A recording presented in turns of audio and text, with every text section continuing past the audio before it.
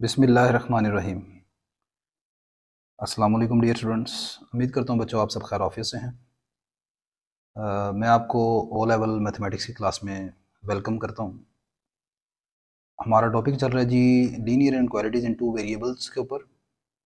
आज के लेक्चर में हम लीनियर इनक्वालिटीज़ इन टू वेरिएबल्स में जिस टॉपिक के ऊपर डिस्कशन करेंगे डैट इज़ वेरी इंपॉर्टेंट। ये टॉपिक आपका एग्ज़ाम पॉइंट ऑफ व्यू के हवाले से भी काफ़ी इम्पोर्टेंट है। आज के लेक्चर में हमारी डिस्कशन होगी find the least and the greatest value of the expression. आपको एक लीनियर एक्सप्रेशन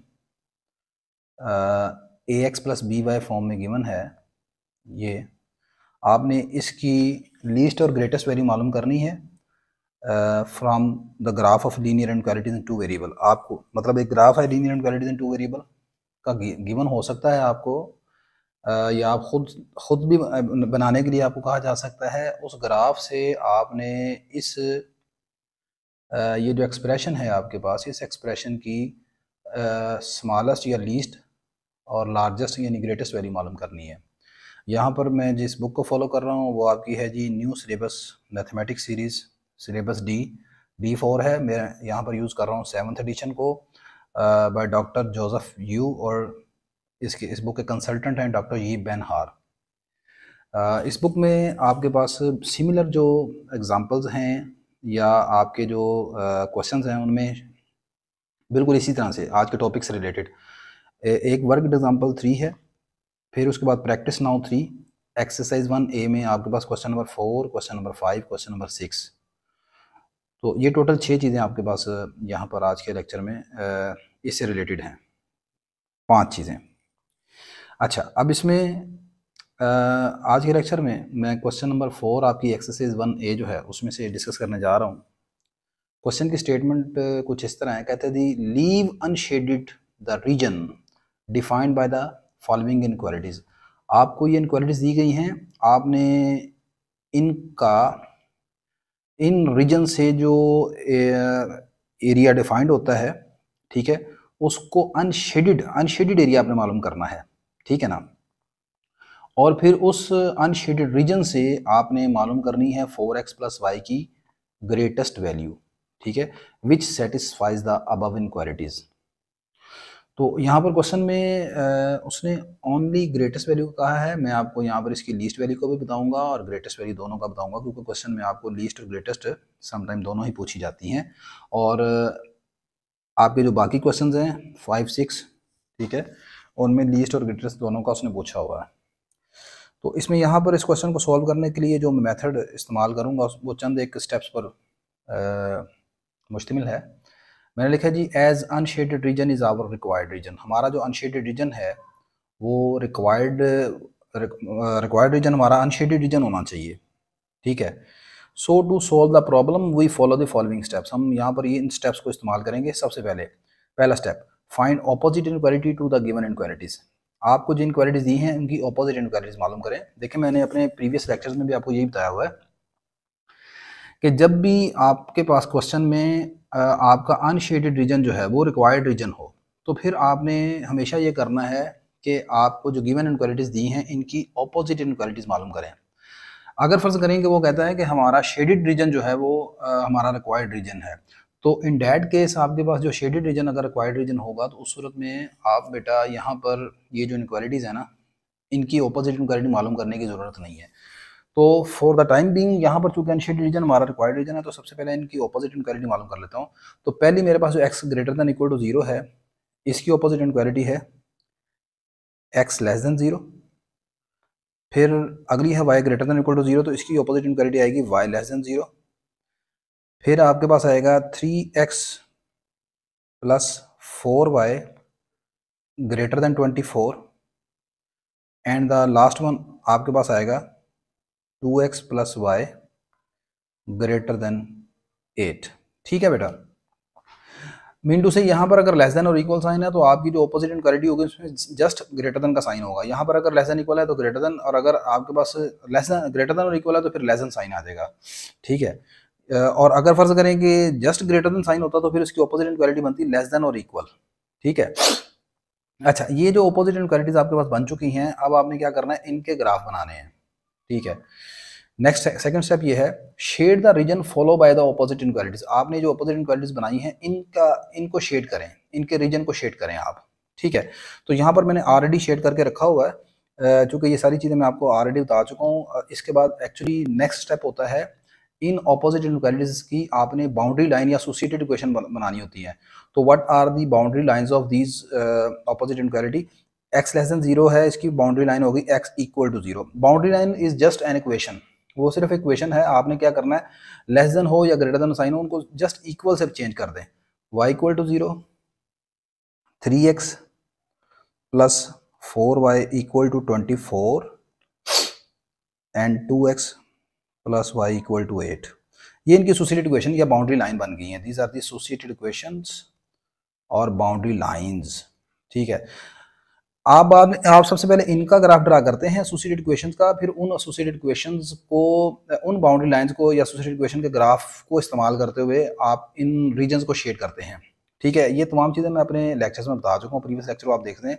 आज के लेक्चर में मैं डायरेक्ट यहाँ पर आपको बता रहा हूँ कि ये जो मैंने 4 इनक्वालिटीज बनाई है ना, इनके ग्राफ किस तरह नजर आते हैं। ये देखें, पहला है ये आपके पास, इसमें है x लेस देन 0 का ग्राफ हमने बनाना है। तो x लेस देन 0 आपके पास कौन सा एरिया शेड यहाँ पर शो होता है? दिस रीजन, ये जो आपके पास रीजन है ना सारा, I should change the marker colour. This region x less than 0, ये आपके पास आपका जो सेकंड क्वाड्रेंट है सारा, 0 से इधर इधर। देखें, x is equal to 0 mean this is y axis. x is equal to 0 का मतलब होता है y एक्सिस। तो आपको चाहिए x less than 0। x less than 0 का मतलब है लेफ्ट ऑफ y एक्सिस। ठीक है, तो x लेस देन 0 आएगा लेफ्ट ऑफ y एक्सिस। तो ये जो आपको पिंक कलर का एरिया सारा नजर आ रहा है in second quadrant and in third quadrant, this shows x less than 0। ठीक है बेटा, ये x लेस देन 0 आ गया आपके पास। नेक्स्ट वन, अगली इनक्वालिटी थी आपके पास y less than 0। y less than 0 का मतलब है below y axis, below x axis, sorry below x axis. Below x axis क्यों बोला? देखें, y लेस देन 0 है ना, इसकी बाउंड्री लाइन बनती है y equal to 0। y equal to 0 का मतलब होता है x एक्सिस। तो x एक्सिस कौन सी लाइन है? ये आपके पास x एक्सिस है। तो y less than 0 mean below x axis. तो ये आपके पास जो ब्लू कलर है सारा आपके पास, that is in third quadrant and in the fourth quadrant, this shows y less than 0। The next one आपके पास जो लाइन है ना, वो है 2 वेरिएबल्स पर, उसमें 2 वेरिएबल्स हैं आपके पास। This is 3x plus 4y greater than 24। ठीक है, तो सबसे पहले आप 3x plus 4y equal to 24 को शेड करोगे, यहाँ पर बनाओगे। सबसे पहले हम यहाँ पर ग्राफ ड्रा करेंगे इसका, 3x plus 4y equal to 24 का। सॉरी यार, ये क्या हो गया?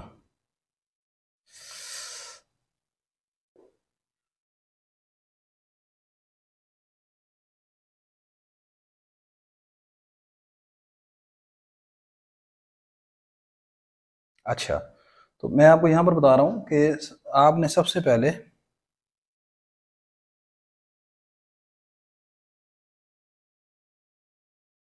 Firstly we find the line 3x plus 4y equal to 24 है। सबसे पहले आप इसका ग्राफ बनाएं, उसके बाद फिर हम इस इनक्वालिटी का ग्राफ शेड करेंगे, 3x plus 4y greater than 24 का। ये बाद में है, पहले आप ये देखें ये बाउंड्री लाइन कहाँ पर आएगी। मैंने बताया हुआ आपको अपने लेक्चर्स में कि जब भी आपकी लाइन 2 वेरिएबल्स में है, दिस इज इन 2 वेरिएबल्स, तो firstly you convert this line in 2 intercept form. इसे 2 इंटरसेप्ट फॉर्म में कन्वर्ट कर लेते हैं। वो कैसे है, आप सबसे पहले 24 से दोनों तरफ डिवाइड कर लेंगे, this will become x/8 after cancellation, और ये कटने के बाद आएगा y/6 is equal to 1। x के नीचे 8 जो है ये शो कर रहा है कि ये लाइन x एक्सिस को 8 पर कट करेगी, यानी x intercept, this is x intercept. तो आप देखें ये लाइन 8 पर कट कर रही है। इन द सिमिलर वे, जब y के डिनोमिनेटर में 6 है, this shows that this line will cut y axis at 6। तो आप गौर करें, यहाँ पर ही मैंने y एक्सिस पर इसको कट किया। अब अगली बात, चूंकि मुझे यहाँ पर इसके ग्राफ में देखें ग्रेटर का साइन है, तो this shows that the graph will be upward, we will shade upward. ठीक है, तो this green area represent the graph of 3x plus 4y greater than 24। ठीक है, ये जो सारा ग्रीन एरिया आपको नजर आ रहा है, ये आपके पास है 3x plus 4y greater than 24 का ग्राफ। जबकि ये जो मैंने डॉटेड लाइन आपके पास ये लगाई है ना, ठीक है ना, ये आपके पास जो लाइन है ये सिर्फ इसका ग्राफ है, 3x plus 4y equal to 24 का। ठीक है। अच्छा, दूसरी बात ये है, यहाँ पर एक चीज मुझसे जो थोड़ी सी मिस्टेक हो गई आपके पास, चूँकि यहाँ पर बेटा आपकी ओरिजिनल इनक्वालिटी में लेस देन और इक्वल साइन है ना, ठीक है ना, तो ये जो आपने लाइंस लगानी है ना, this will be solid line, ये सॉलिड होंगे, बाउंड्री लाइन जो है ये सॉलिड होगी, ठीक है। अच्छा, अब यहाँ पर नेक्स्ट देखें, इसी तरह ही आपके पास जो लास्ट इनक्वालिटी है, द लास्ट इनक्वालिटी इज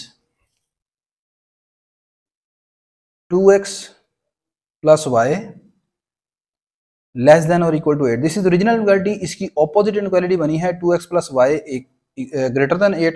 इसकी एसोसिएटेड और बाउंड्री लाइन बनी है 2x plus y equal to 8।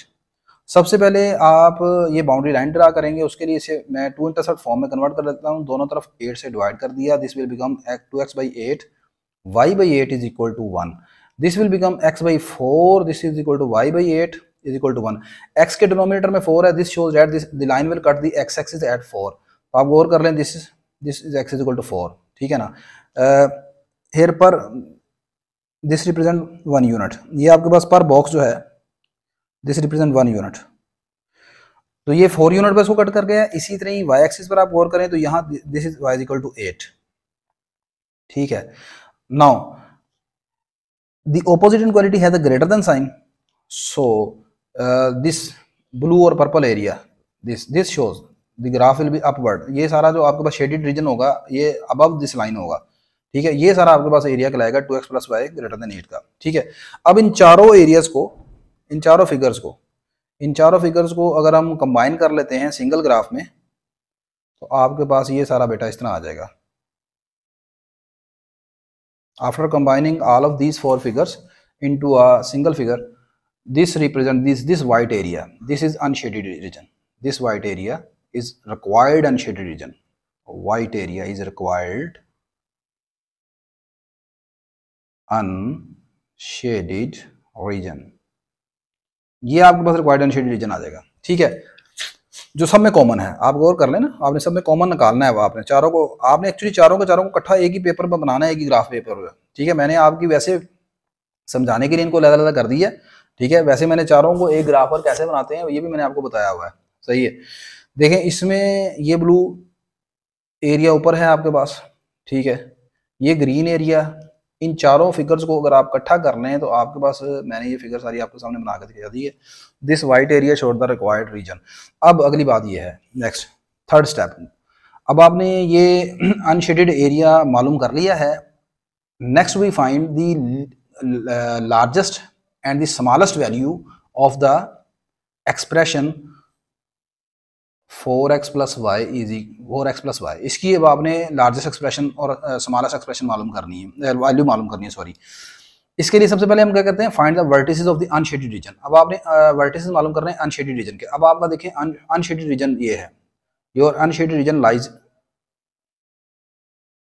In this segment, this is a quadrilateral, no, 1 2 3 4 5, this is a polygon with 5 vertices। देखें, इसका पहला वर्टेक्स है origin, second vertex this is, इसके coordinates क्या होंगे बेटा, x 4 है y 0 है, इसके कोऑर्डिनेट्स क्या होंगे, यहाँ पर x 6 है, सॉरी x 0 है y 6 है। मेन ये काम है, इसको आपने मालूम करना है। अब ये कैसे मालूम करेंगे आप, देखो यहाँ पर ना सबसे पहले आपने क्या करना है, थोड़ी सी आपको कैलकुलेशन करनी पड़ेगी। मुझे बताएं कि ये वाला जो वर्टेक्स है आपके पास किन दो लाइनों की इंटरसेक्शन में आ रहा है, एक तो ये लाइन है, दूसरी ये लाइन है, इन दोनों के इंटरसेक्शन में ये कौन सी लाइन थी, ये आपके पास लाइन बनती है, ये ग्रीन वाली है ना, ये है 3x plus 4y equal to 24, this is 3x plus 4y is equal to 24। The second one, ये वाली जो है ये आपके पास आ रही है, ये दूसरी लाइन जो बचती है आपके पास वो है 2x plus y equal to 8, 2x plus y is equal to 8। ये इन दोनों की इंटरसेक्शन वाला पॉइंट है। तो आपने सबसे पहले इन दोनों को साइमल्टेनियसली सोल्व करना है। आपने कैसे सोल्व करते हैं आप जानते हैं, यहाँ से मैं y की वैल्यू निकाल लेता हूँ, this will become 8 minus 2x। Substituting this value of y in above equation we have 3x plus 4y 8 minus 2x is equal to 24। ये आ जाएगा बेटा 3x plus 32 minus 8x is equal to 24। 3x minus 8x, this will become minus 5x and इसको दूसरी तरफ ले जाएंगे, ये आपके पास आ जाएगा -8। x is equal to 8/5। Putting x is equal to 8/5 in one of the equation we have y is equal to 8 minus 2 into 8/5.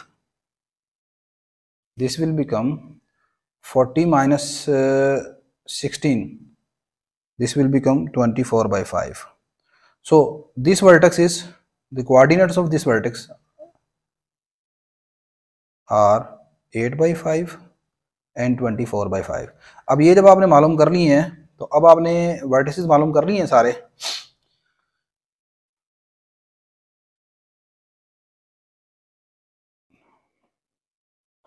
Evaluate the greatest and the least value 4x plus y at the vertices and find the required value.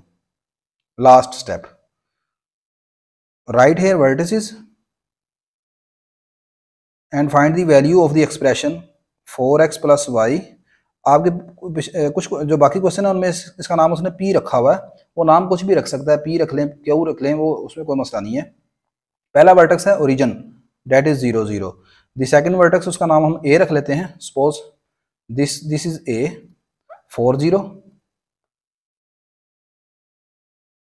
The third vertex b, उसका नाम हम b रख लेते हैं, that is suppose this is point b। 8/5 24/5, 8/5 24/5, and the last one is the C.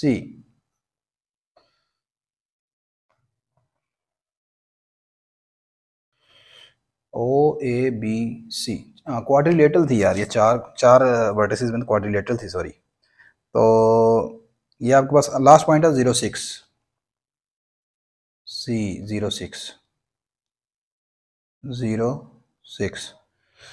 अब आपने क्या करना है, इन वैल्यूज़ को आप यहाँ पर पुट करें तो ये आ जाएगा 4 × 0 + 0, दिस इज इक्वल टू 0।